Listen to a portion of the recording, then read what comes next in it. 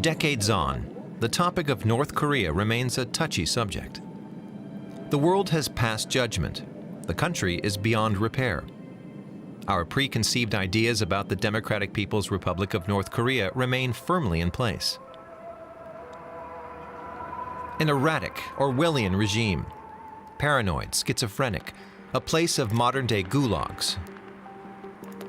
A red dynasty, long headed by a despotic film buff, and now by his son, whose portly appearance is topped with a singular haircut. And then there's the country's nuclear arsenal, a threat that makes the self-proclaimed innocent nations of the world tremble with fear. When it comes to North Korea, why do we so often resort to cliches? In light of the difficult and often tragic situation the country's people find themselves in, hyperbole seems rather inappropriate. We're often told that foreigners are not permitted into the country, that those who do manage to visit are not permitted to see much of anything, and that those who do manage to see something should remember it's probably fake.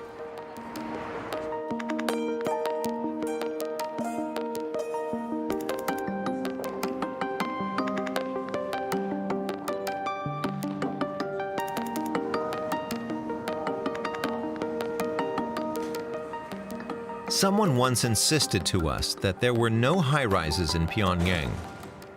A disorienting claim, given that one of us was living on the 24th floor of a building on Gwangbok Street at the time.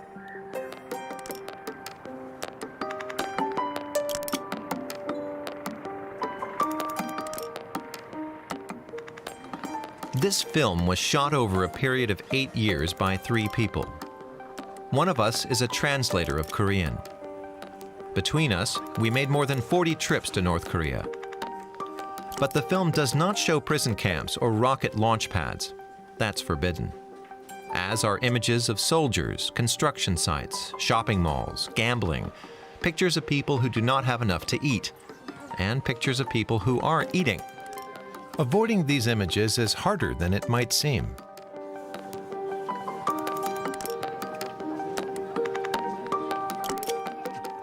Entering North Korea is still complicated, but foreigners are permitted to travel and explore the country, although they always have a local minder. Visitors are not required to proclaim their loyalty to the state, nor do they only see what the state permits them to see. And it's a myth that you'll never hear laughter in North Korea.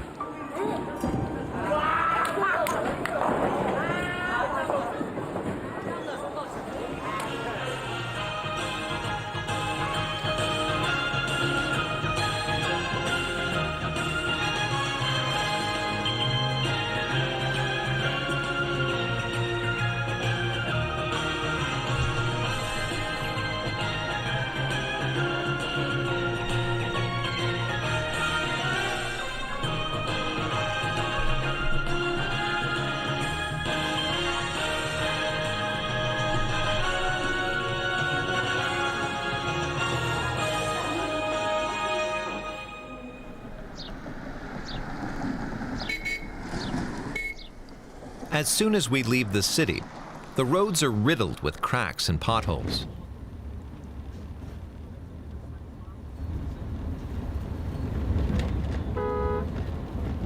The bumpy journey is hard on drivers and vehicles. That could explain why broken-down trucks and buses are a common sight.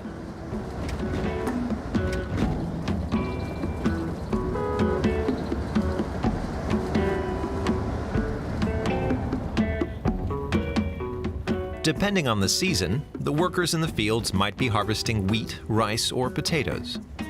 Although much of the country is mountainous, the rest is primarily devoted to farming. North Korea hopes to become economically self-sufficient someday. Every square meter of available land is put to use, even on the steep hillsides. But only barely 20% of the land is arable.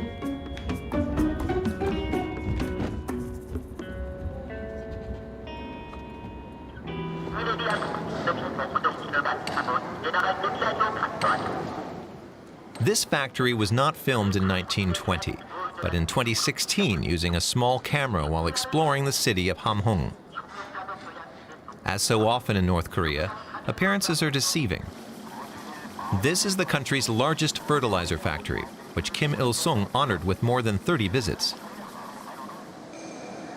It's recently been modernized in a bid to increase the productivity of the country's cooperative farms.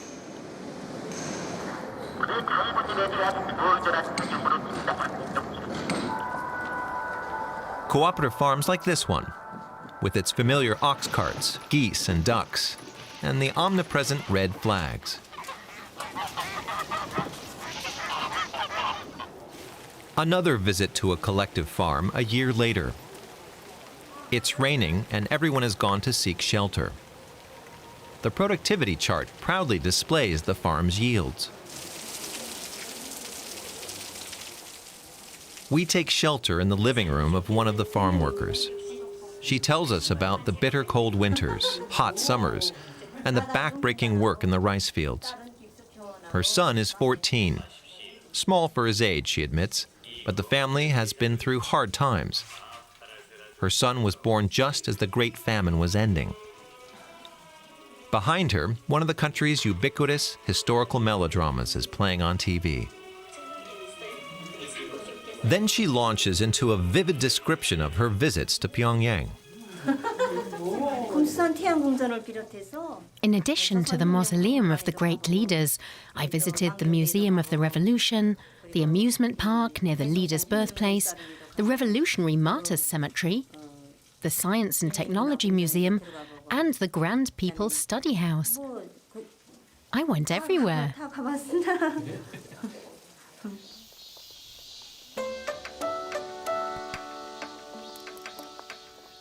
Anyone from the provinces who visits the capital comes here first. The house where Kim Il-sung was born, the birthplace of the Republic. This is where it all started, they say. The great leader's training as a revolutionary, the resistance against the Japanese, the struggle against the evil landowners and collaborators. It's a story that's very familiar to people here. And as Kim Il-sung was the son of an ordinary peasant, he's also venerated as a role model.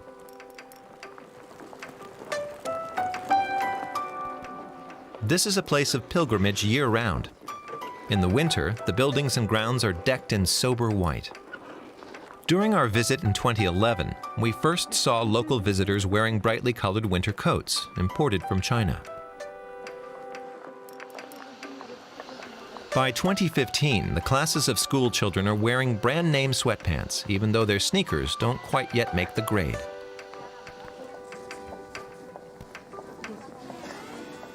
September brings the color of autumn and a pumpkin on the thatched roof. In Pyongyang, everything is bigger, more modern, more beautiful, we were told by the woman from the collective farm. The city has more of everything, more light, more shops, more food, more housing, more work, more education, more culture. Who wouldn't want to live here? The capital is more than the epicenter of the state, it's an icon.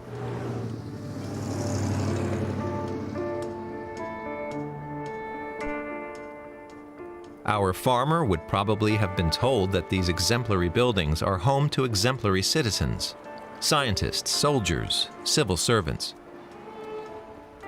Some of the most eminent live on the Glacinu Mure, or Future Scientists Street.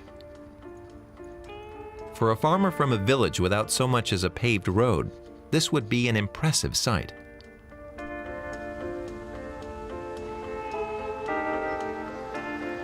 And the people who live here seem to have plenty of time for leisure activities.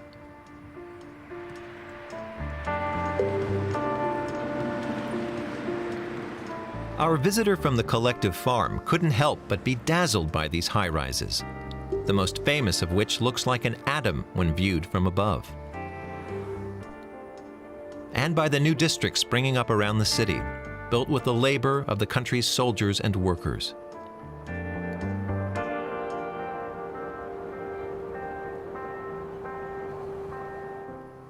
But it would be very unlikely that our visitor would ever set foot in one of these apartments, reserved for the most worthy citizens. It's perfectly neat and tidy, though the residents have fled the camera. There's a computer, cell phone, books, and a sewing machine.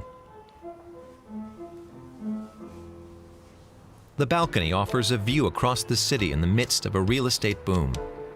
There's an abundance of color, quite the contrast to the gray that dominated here just 20 years ago. This real estate boom has given rise to a black market in Pyongyang and other large cities. When the state awards a faithful follower with a new apartment, they pass on the old one to the highest bidder. For a choice location, prices can easily top $100,000, and only a fraction of that is tax that ends up in state coffers. Karl Marx might have called this the primitive accumulation of capital. A visitor's tour might end with a trip to an amusement park or a water park. One of Kim Jong-un's priorities is building playgrounds for the people.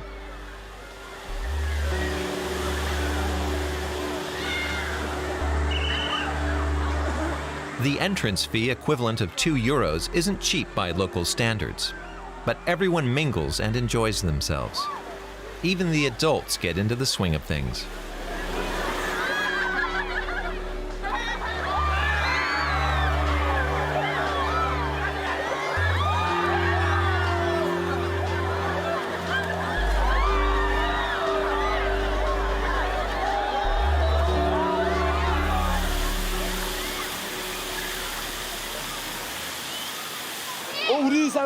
I came with my group, but I don't know where my coworkers are. Now I'm looking for them. I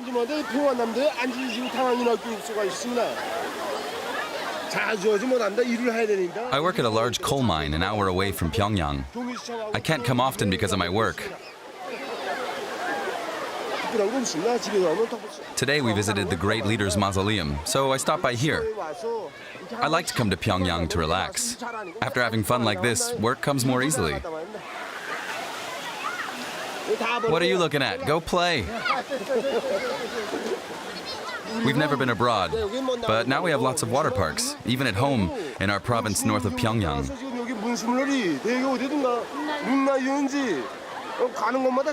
We will become the best in the world, without anyone's help, just by our own hands.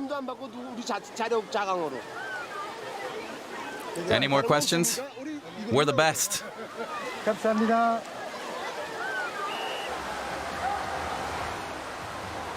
Some of the rural visitors seem a bit lost in the crowd. But since many people don't know how to swim, no one really notices. But on state television nowadays, people can even tune in to swimming lessons.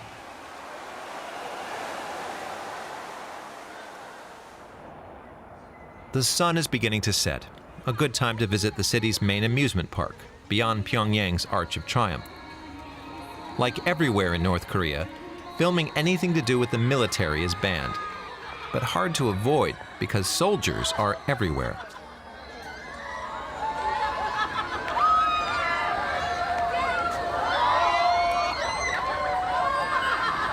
Some might call this nothing but bread and circuses, but it's far more than that.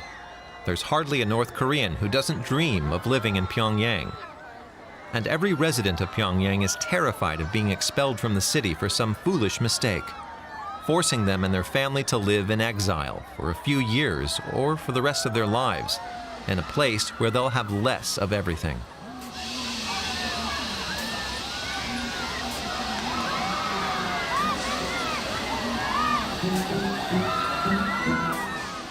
With its lights and sights, Pyongyang inspires loyalty. People flock to the parks and swimming pools to enjoy what is the most attractive city in the country. And even the world, for the people who live here at least, since their world ends at the North Korean border.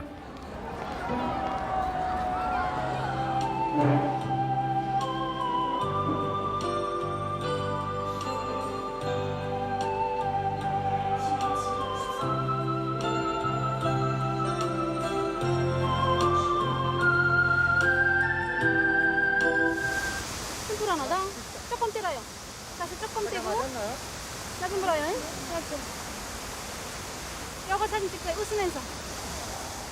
We've never witnessed a birth in North Korea, but we've seen plenty of weddings, or wedding preparations to be more precise, like this professional photo shoot where the happy couple is posing in front of Pyongyang's most iconic locations. It's monsoon season, which means 38 degrees Celsius and very humid. The bride and groom first went to the statues of the great leaders. Then we came to the flower park you see here, near the water fountains. Soldiers usually like to pose in front of military monuments, like the monument to the victorious Fatherland Liberation War. What the wedding video doesn't show are the many people who helped make this happy event possible.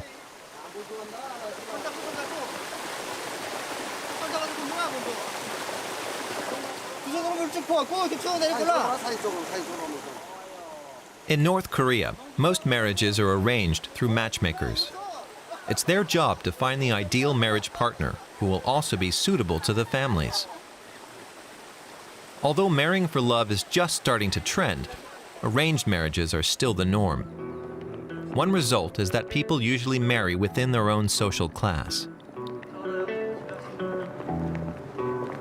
For many decades, the country's elite was dominated by the revolutionary comrades of Kim Il-sung and their descendants. At the bottom of the social order were the families of people who had collaborated with Japan and their descendants. In between were some 40 subclasses who were not permitted to marry outside their rank. The end of Kim Il-sung's regime, the famine under Kim Jong-il, and the partial disintegration of both state and party that followed not only shook the country, but also its traditional social hierarchy. This helped loosen the stringent marriage rules. Today, the most desirable professions for a husband are scientist, diplomat, the military, and of course, business professionals.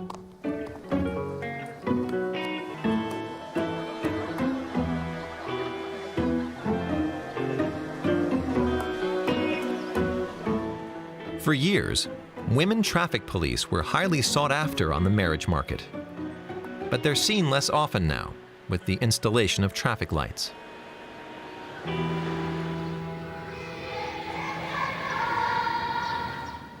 Young couples are expected to have children, and their education will be put in the hands of the state at an early age. The country boasts a reported literacy rate of 100%, a success that is attributed to the revolution. The most important school subjects are math, physics, music, and singing, Korean, and the lives of the great leaders. From kindergarten on, children are subjected to a rigorous selection process. The best students spend their holidays taking part in sports at the young pioneer camps.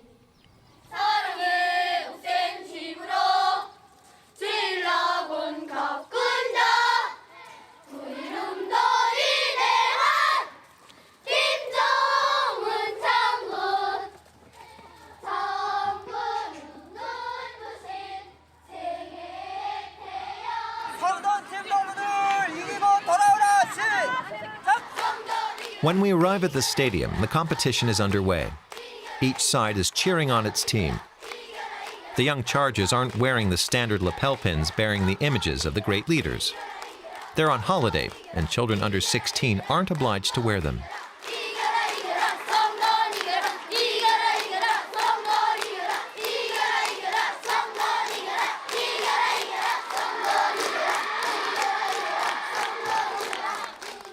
Then it's time for the tug of war. The evil American soldier in the middle is tough. He's already made it through several tournaments.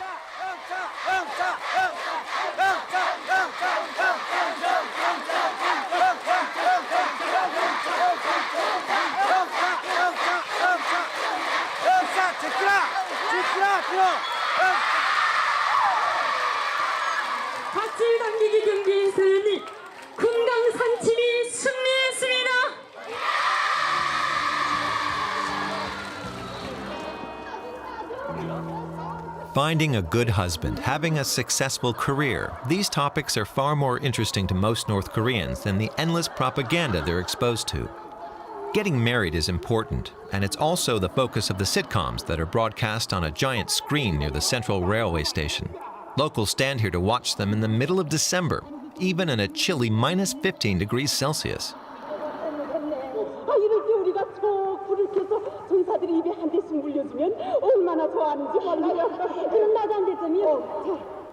There's also an ad for automaker Pyonghwa, which means peace in Korean. The company was founded by Sun Myung-moon's Unification Church, but has been fully owned by the state since 2013.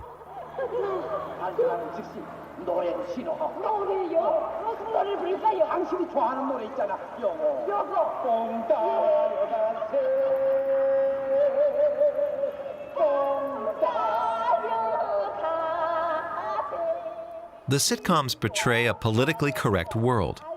The individual matters only as a part of the collective, where being a good worker is what counts.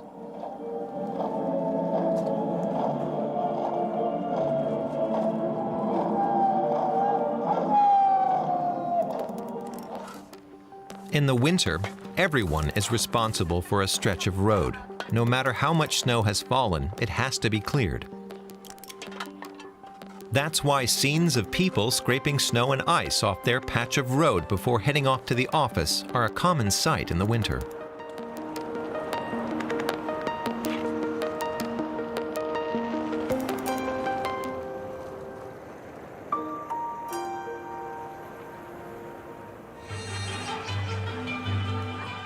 For some unknown reason, we had to wait for years before our guides allowed us to film in parks.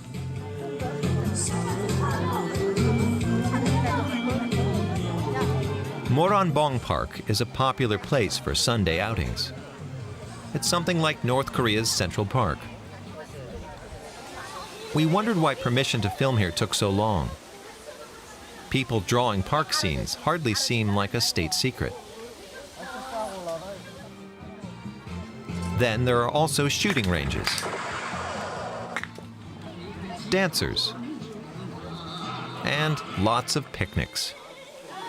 On public holidays, the state sometimes distributes meat and beer.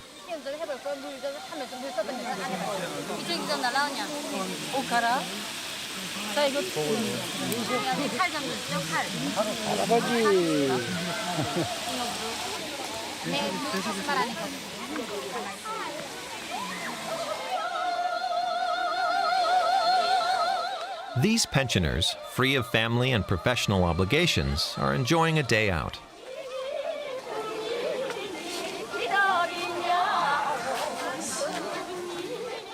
Their free style of dancing is not easily defined and has the air of a shamanic ritual.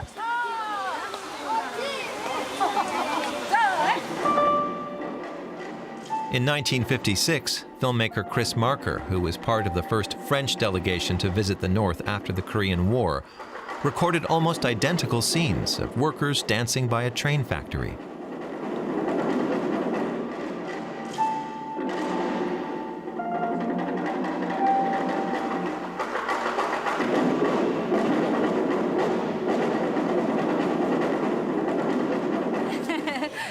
We've always danced at Moranbong Park.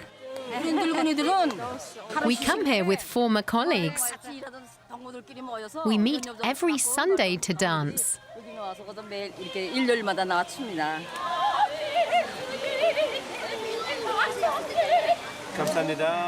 Thank you. Why don't you stay and dance with us?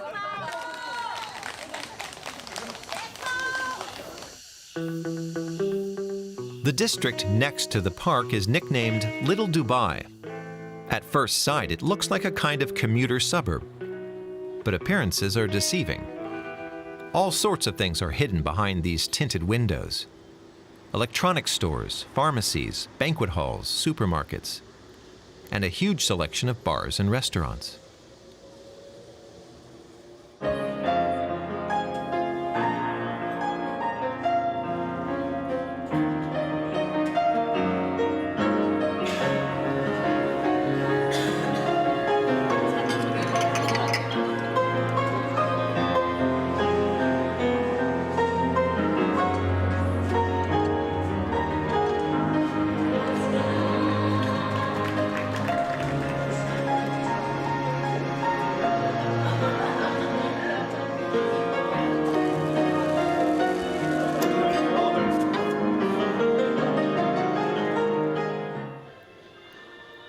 This television ad sings the praises of a luxury supermarket. So heavily air-conditioned, the staff wear warm jackets. It's well stocked with everything from Swiss chocolate to olive oil, French and Italian wines, and imported fruit. The elegant restaurants upstairs are popular with the dongju, the money masters, as the newly affluent are called. They serve up sushi, cappuccino, a $20 steak. North Korea is no longer an anti-consumerist state. Quite the opposite for those who can afford it.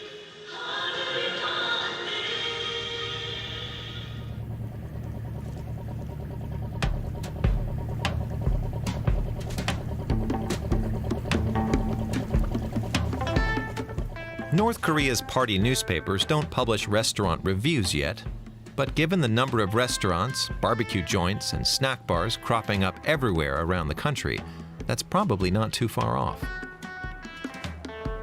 Is the North Korean obsession with food a remnant of the arduous march, the famine that ravaged the country between 1994 to 2000, causing somewhere between 500,000 and 1 million deaths?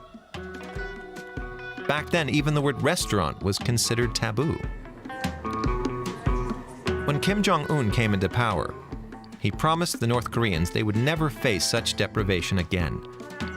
Now food has become a sign of success, an important part of the culture, almost as much as in South Korea.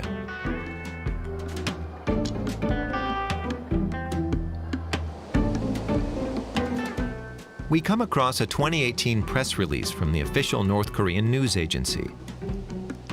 It reads, from the 2nd to the 4th of April, the 23rd Cooking Festival took place at the Pyongyang Noodle House, marking the Day of the Sun, the birthday of President Kim Il-sung.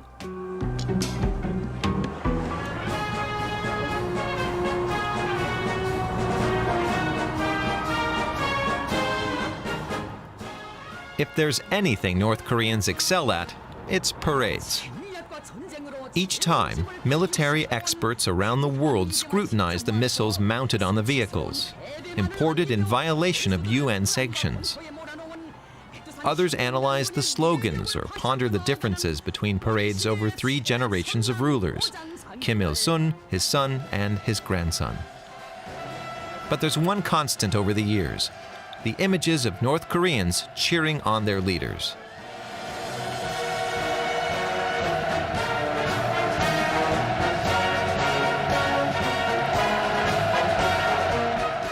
It takes weeks of practice to make these living mosaics.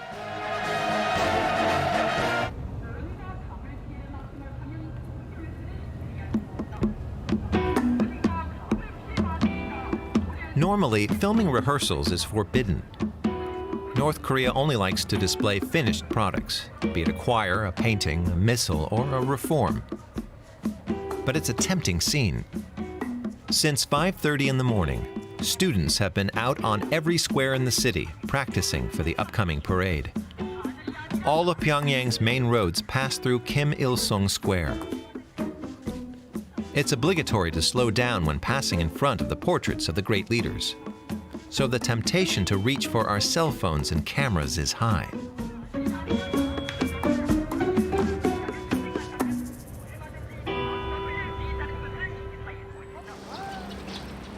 We observe the portraits as they observe us. During our first visits here, we were like many foreigners, intrigued by their omnipresence.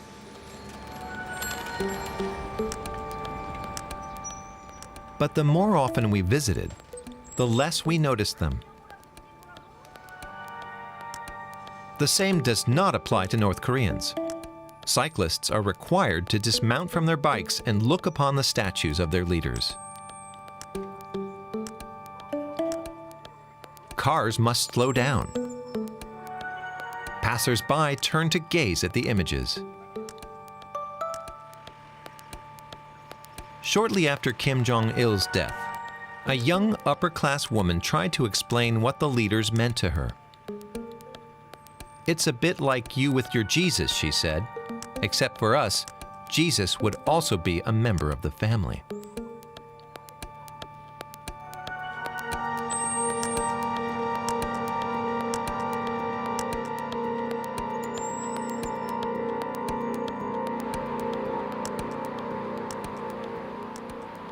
In the heat of the summer, we occasionally saw a fan cooling the portrait of the leaders.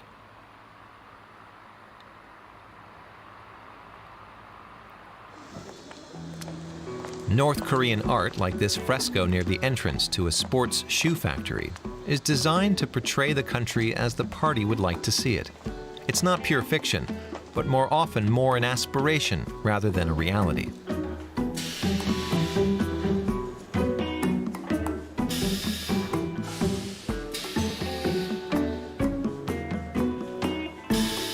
The Ryuwon factory, or Weeping Willow Paradise, has 700 workers. 70% are women. They produce 1.5 million sports shoes a year. It's assembly line work. For years, local products were conspicuous in their conformity. Now the factory is seeking to draw inspiration from foreign trends. In marketing jargon, this is what's called benchmarking.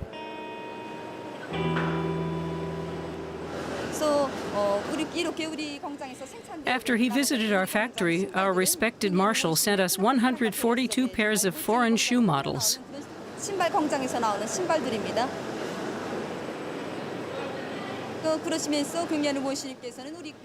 He told us to display them at the workplace, next to the ones which had been done incorrectly. That allows technicians and employees to observe and compare them to ours. Our goal is to raise the quality of our shoes to an international level. Copying foreign trends, reducing imports, and promoting local industry makes sense in a country that is often struck by sanctions. But for the plan to work, the products have to appeal to North Korean consumers.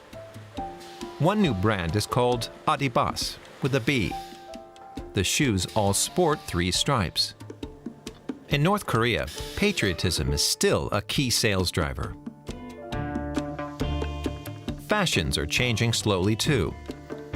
In the early 1990s, a foreign ministry publication was still proudly defending the goal of a monochrome society, something between gray and brown. Times have changed.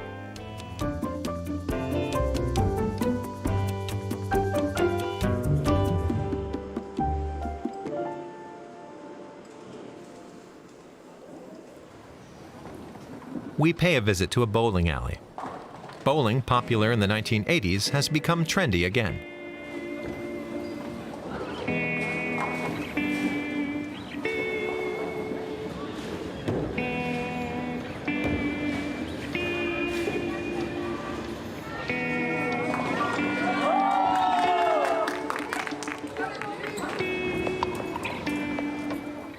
Upstairs, people are playing the slot machines. Downstairs, we get a good look at some of the latest fashions. Here, too, banners tout the party line. It reads, "Let's advance the social revolution that ensures the happiness and well-being of the masses."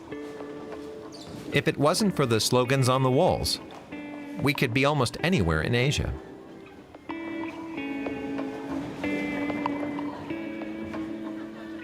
This young woman is an office worker. Everyone dresses to suit their body type and coloring. Some women have square shoulders and try to disguise them. The heavier ones try to dress in the color that suits them. And men do the same, don't they? Everyone knows best which clothes, shoes, and makeup to choose so they can look stylish. Have fun.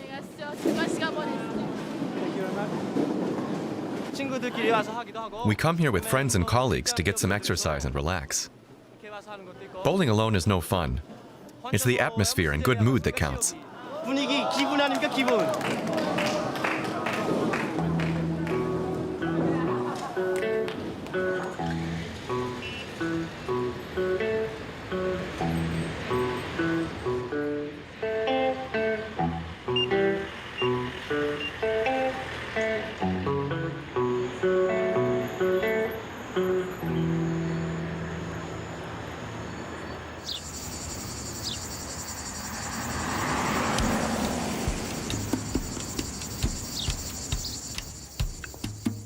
At this rest area along the motorway, a bus full of Chinese tourists has stopped on its way to Kaesong, the city at the border to South Korea. In 2017, these visitors had all but disappeared due to sanctions. In 2018, they returned. Nearly 1,000 Chinese tourists come each day, drawn by the peace and quiet, the unspoiled nature, and perhaps a touch of nostalgia for a country that reminds them of China 40 years ago. Though it might come as a surprise, training for jobs in the tourism industry is very popular in North Korea nowadays. Over the long term, the country is hoping to increase the number of visitors by 30% each year.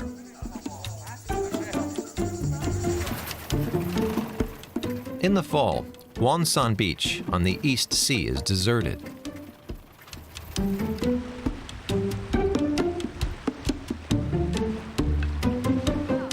It's the off-season here. 2 soldiers have the beach to themselves. This time we're allowed to film them, since they're not in uniform.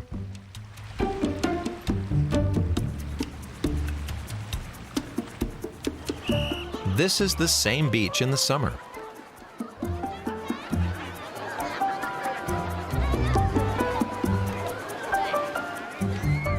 On the right, the premium beach for affluent visitors. On the left, the public area, where admission costs just a few cents.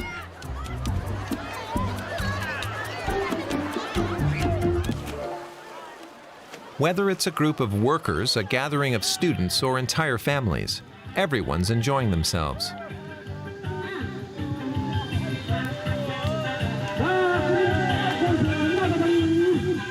People arrive by truck or on bicycles.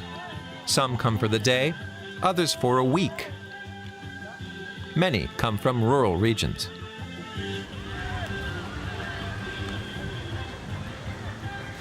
Okay, everybody, dig in.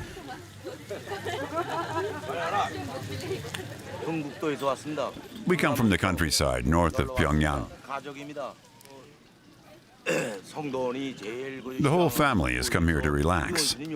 It's the best place to rest and have fun. Our leader, Kim Jong-un, encouraged us to come. They're building another tourist site in Wonsan, and this year we're enjoying the beach here.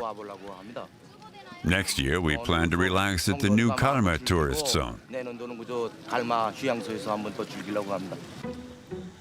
In the distance, we can see the construction site. Dozens of hotels are being built. That's another priority for the current leader.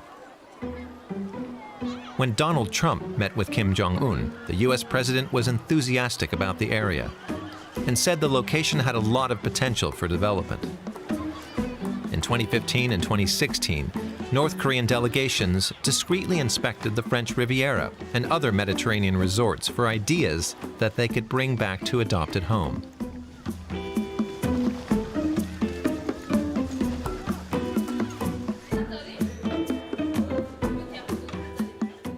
The manager of a famous local fish restaurant is pleased with what's happening. It's a great opportunity to make Wonsan known around the world. There are lots of guest houses and small hotels. Some people even camp here because the sea is very close.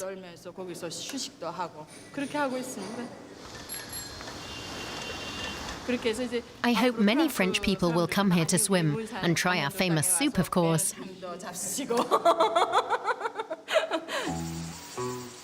Except in the mining and nuclear testing areas, there's lots of unspoiled nature here. Due to embargoes, farming uses very little artificial fertilizer. There's little light pollution due to frequent electricity shortages. It comes as something of a surprise that North Korea has never thought to market itself as a pioneer in sustainable development.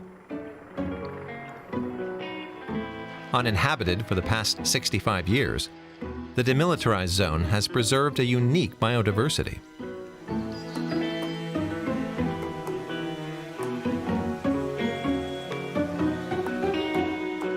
So far, Pyongyang doesn't seem inclined to take advantage of these natural assets.